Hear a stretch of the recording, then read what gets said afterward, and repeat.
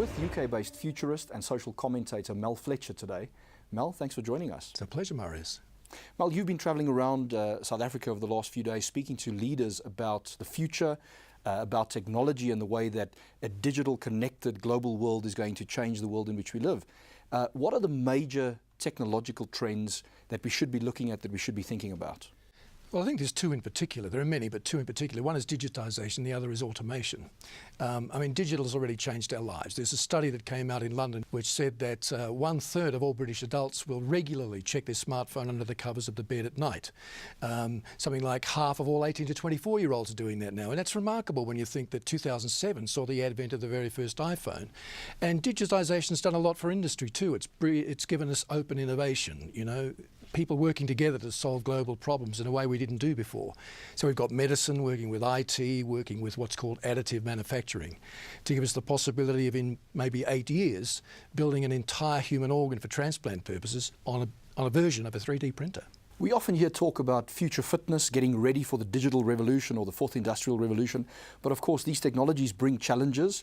What does it mean for society in general and organizations as they adopt these technologies? What do they need to be thinking about? Well, that brings the subject of automation into play, because that's what the fourth industrial revolution is all about, or the smart age as some are calling it. One of the dangers of automation, of course, is underemployment. And we're expecting globally something like 230 million jobs to be automated out of existence in the next 20 to 30 years. 35% of British jobs will be gone in 30 years. And whereas in the past those jobs were believed to have been, you know, blue-collar, low-paid, low-skilled jobs. Just last week in Britain we had the first robotic surgery on a human cornea, which is highly intricate, precise, you know, surgery. So automation is going to affect the highest paid jobs in society, and tech will open up new jobs, but the question is, will human beings be able to adapt fast enough and make the transition between jobs? So of course this raises a range of ethical questions around what leaders or policymakers, CEOs of companies should be doing. How do we as a society cope with these changes and enjoy the benefits without seeing some of the downsides? Well, I think, you know, leaders of companies and leaders of civic organisations are essentially cultural architects. They build an environment in which people can flourish and projects fly. That's their role. And as cultural architects, we need to be building, for example, cultures of autonomy in an age of automation. So I call it humanising the digital, making sure that there's a part within our corporate structure that allows for people to do this. The Bank of America found last year with a study, 90 of its workers were given censored badges and asked to just go about their lives for a week. And at the end of the week, it was found that the ones who produced the most mingled the most. So the biggest bank in America, changed its whole coffee break mentality to bring people together and discourage digital engagement during that time. Mel, you're of course London-based. You look at the world from that position and you look at Europe. The last time you visited us at GIBS in South Africa, you spoke about the future of Europe. You spoke about ever-increasing union in Europe, and then we saw Brexit. What should we be thinking about for the future of Europe? What do you see happening at the moment? Marius, I think Europe as a region has a brilliant future, whatever happens to the EU.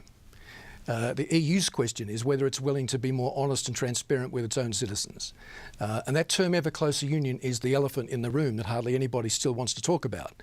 And yet it's the linchpin of the EU. Does it mean an ever closer trading bloc, or does it mean political union which leaves national governments playing the role of modern city-states, essentially? I think that matters to people in Europe. There are big swings in Germany, Italy and France now towards debating that question in a way that hasn't been done before. And these are heart nations where the EU experiment is concerned. So I think that's the acid question for the EU. Does it keep pushing this agenda without open debate, or does it bring it to the people once and for all and say, do we want a United States of Europe? We've been watching with great interest the presidential election race in the USA. Hillary Clinton, a very experienced political leader, bureaucrat, technocrat in many ways, compared to Donald Trump, who maybe could be described as a TV personality. What's your view on that election, and what should we be looking for as they go to the polls?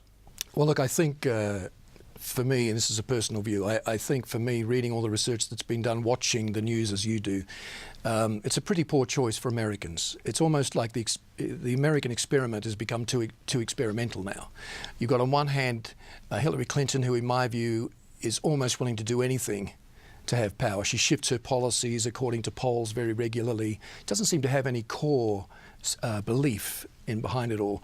On the other hand, you've got Donald Trump, who's a complete political novice and prone to say whatever comes into his head, which when you're the President of the United States is a very difficult proposition.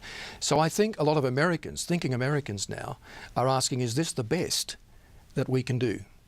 You know, the city on a hill, as Reagan called it. Is this the best that we can do? I think either way there are checks and balances on the president, so either way it wouldn't be a total disaster.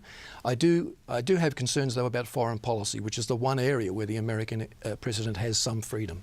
From a global perspective, we saw under the leadership of President Obama, America attempt to pivot towards Asia with the rise of China, growing trade relationships there, but at the same time having real challenges in the Middle East, bogging the Americans down in terms of foreign policy.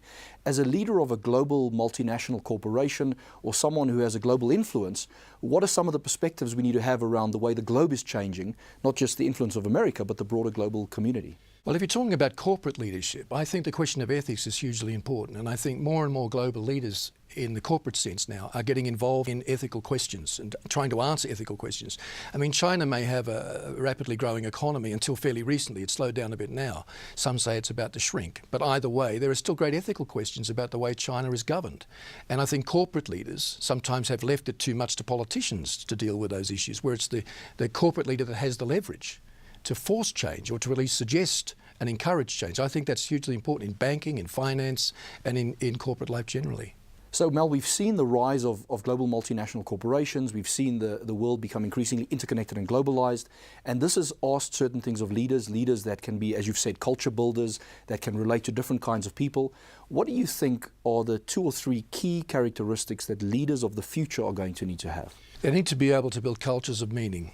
McKinsey discovered 2 years ago in a global survey of corporate leaders that the thing teams want most from their leaders but aren't given is meaning in the work. And people today, in an age of data explosion, disjointed data, need a common narrative to tie it all together. They want to know not just what we do in this company, but what we stand for. And they need to have sight lines drawn to show them how you in your individual workstation help us to achieve that big picture story.